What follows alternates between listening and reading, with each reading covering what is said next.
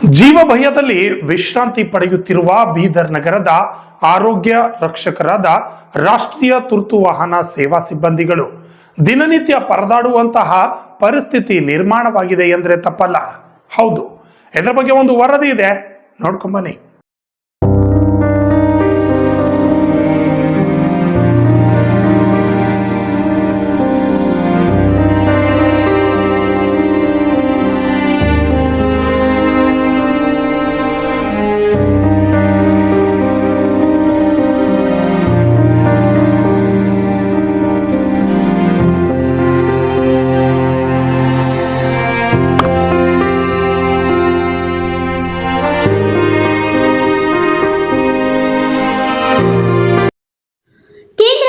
ರಾಜ್ಯ ಸರ್ಕಾರದ ಸಹಭಾಗಿತ್ವದಲ್ಲಿ ರಾಷ್ಟ್ರೀಯ ತುರ್ತು ವಾಹನ ಸೇವೆಯಡಿ ಬೀದರ್ ಜಿಲ್ಲೆಯ ಆರೋಗ್ಯ ಕವಚ ಆಂಬ್ಯುಲೆನ್ಸ್ಗಳಲ್ಲಿ ಕಾರ್ಯನಿರ್ವಹಿಸುತ್ತಿರುವ ತುರ್ತು ವೈದ್ಯಕೀಯ ಚಿಕಿತ್ಸಕರಿಗೆ ಮತ್ತು ಚಾಲಕರು ಕಳೆದ ಸುಮಾರು ವರ್ಷದಿಂದ ಸೇವೆ ಸಲ್ಲಿಸಿದ್ದಾರೆ. ಜಿಲ್ಲೆಯಲ್ಲಿ ತುರ್ತು ವೈದ್ಯಕೀಯ ಚಿಕಿತ್ಸಕರು 50 ಮತ್ತು ವಾಹನ ಚಾಲಕರು 51 ಸೇರಿ ಒಟ್ಟು 101 ಸಿಬ್ಬಂದಿಗಳು ಕೆಲಸ ಮಾಡುತ್ತಿದ್ದಾರೆ. 108 ವಾಹನ ಸಿಬ್ಬಂದಿಗಳ ಸ್ಥಿತಿ ಕೇಳುವವರಿಲ್ಲ. ತುರ್ತು ವೇಳೆ ರೋಗಿಗಳನ್ನು ಆಸ್ಪತ್ರೆಗೆ ಕರೆದೊಯ್ಯುವ ಕೆಲಸವನ್ನು 108 ಆಂಬ್ಯುಲೆನ್ಸ್ ನೌಕರರು ಮಾಡುತ್ತಾರೆ. ಸಾರ್ವಜನಿಕರಿಗೆ ಜೀವ ಉಳಿಸುವ ಕೆಲಸ ಮಾಡುತ್ತಾರೆ. ಆದರೆ 108 ವಾಹನ ಸಿಬ್ಬಂದಿಗಳಿಗೆ ಸುಸಜ್ಜಿತವಾದ ವಿಶ್ರಾಂತಿ ಕೋಣೆ ಇಲ್ಲ. ಬೀದರ್ ಬ್ರಿಮ್ಸ್ ಆಸ್ಪತ್ರೆಯ ಒಂದು ಮೂಲೆಯಲ್ಲಿ ಹಳೆಯ ಕಟ್ಟಡದಲ್ಲಿ ವಿಶ್ರಾಂತಿ ಪಡೆಯುತ್ತಿದ್ದಾರೆ.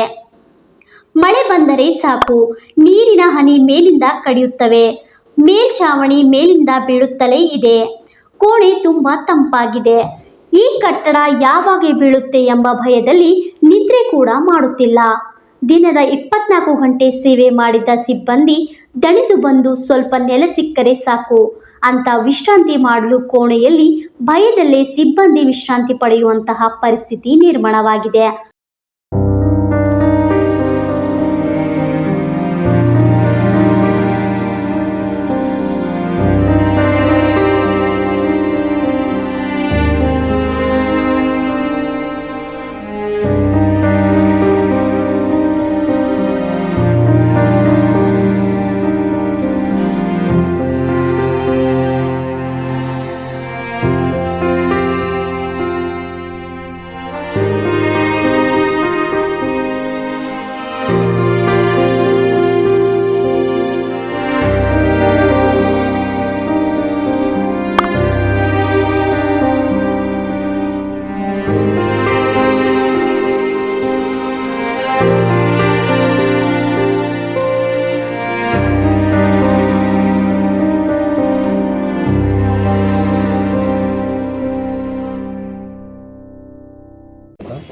ನಾನು 108 ಆ್ಯಂಬುಲೆನ್ಸಲ್ಲಿ ಮೆಡಿಕಲ್ ಟೆಕ್ನಿಷಿಯನ್ ಆಗಿ ಕೆಲಸ ಮಾಡ್ತಾಯಿದ್ದೀನಿ. ಸುಮಾರು 2008ರಿಂದ ಇಲ್ಲಿವರೆಗೂ ಇನ್ನೂ ಕೆಲಸ ಮಾಡ್ತಾಯಿದ್ದೀವಿ.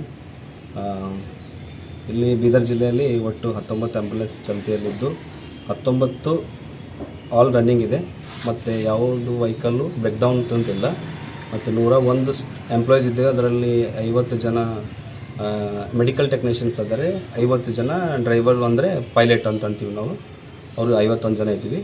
ಮತ್ತು ನಮಗಿರ್ಲಕ್ಕಂತ ಇಲ್ಲಿ ಜಿಲ್ಲಾ ಆಸ್ಪತ್ರೆಯಲ್ಲಿ ಒಂದು ರೂಮ್ ಅಳವಡಿಸ್ಕೊಟ್ಟಿದ್ದಾರೆ. ಅದರಲ್ಲಿ ಇದೊಂದು ರೂಮ್ ಇದೆ, ಒಂದು ರೂಮ್ ಅಳವಡಿಸ್ಕೊಟ್ಟಿದ್ದಾರೆ. ಎಲ್ಲ ರಾಜ್ಯದಂಥ ಎಲ್ಲ PHCಯಲ್ಲಿ CHCಯಲ್ಲಿ ಮತ್ತು ಜಿಲ್ಲಾ ಆಸ್ಪತ್ರೆಗಳಲ್ಲೆಲ್ಲ ಏನಂದರೆ ರೂಮ್ ಕೊಡಬೇಕು ಇವರಿಗೆಲ್ಲ. 108 ಆ್ಯಂಬುಲೆನ್ಸರಿಗೆ ಒಂದು ರೆಸ್ಟ್ ಮಾಡೋಂಥ ಕೋಣೆ ಇರಬೇಕು ಅಂತಂತಂದು ಗೌರ್ಮೆಂಟ್ ಆದೇಶ ಕೊಟ್ಟಿದೆ. ಆದರೆ ನಮ್ಮ ಬೀದರ್ ಜಿಲ್ಲೆಯಲ್ಲಿ ರೂಮ್ ಕೊಟ್ಟಿದ್ದಾರೆ. ಅದಕ್ಕೆ ಮೇಲಿಂದ ನೀರು ಸೋರ್ತಾ ಇದೆ. ಮತ್ತು ಇಲ್ಲಿ ನೋಡಿ ಛತ್ತೆಲ್ಲ ಲೀಕ್ ಆಗ್ತಾ ಇದೆ. ಇರುವಂಥ ಪರಿಸ್ಥಿತಿ ತುಂಬ ಗಂಭೀರ ಇದೆ. ಇಲ್ಲಿ ಯಾವುದೇ ನೀರಿನ ವ್ಯವಸ್ಥೆ ಇಲ್ಲ.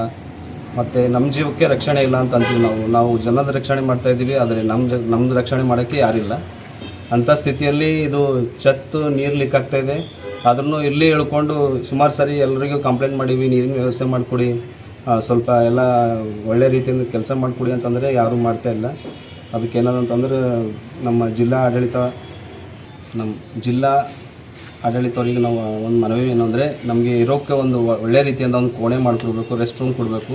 ಮತ್ತು ಇದೇನದ ಅಂತಂದರೆ ನಾವು ಜನಕ್ಕೆ ರಕ್ಷಣೆ ಕೊಡ್ತಾಯಿದ್ದೇವೆ, ನಮ್ಗೆ ರಕ್ಷಣೆ ಕೊಡ್ತಾಯಿಲ್ಲ.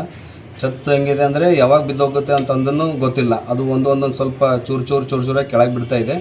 ಆದ್ರೂ ಇಂಥದ್ರಲ್ಲೇ ನಾವು ಅಡ್ಜಸ್ಟ್ ಮಾಡ್ಕೊಂಡು ಉಳಿದೀವಿ. ಬೇರೆ ಯಾವುದಾದ್ರು ಒಳ್ಳೆಯ ವ್ಯವಸ್ಥೆ ಮಾಡಿಕೊಟ್ಟು ನಮಗೆ ರಕ್ಷಣೆ ಕೊಡಬೇಕು ಮತ್ತು ನಾವು ಜನಕ್ಕೆ ರಕ್ಷಣೆ ಕೊಡಬೇಕಂತ ನಮ್ಮಲ್ಲಿದೆ. ನಮ್ಗೆ ರಕ್ಷಣೆ ನೀವು ಕೊಡಬೇಕಂತಂದು ನಿಮ್ಮಲ್ಲಿ ಮನವಿ ಮಾಡ್ತೀವಿ.